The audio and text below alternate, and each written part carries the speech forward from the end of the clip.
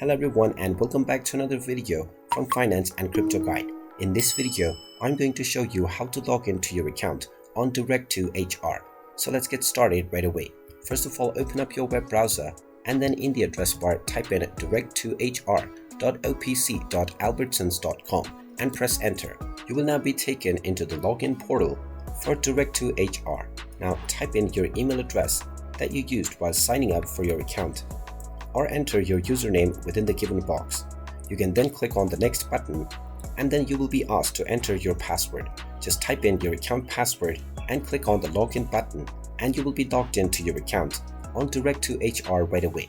You can also click on sign in options and you will see other options that you can use in order to sign into your account.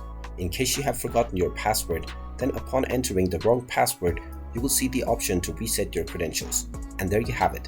That is how easy it is to log into your account on Direct2Hr. If you find this video helpful, make sure you hit that like button and subscribe to our channel if you haven't done so already. Also ring that notification bell to never miss another update from us. Thank you for watching and I will see you again in the next video.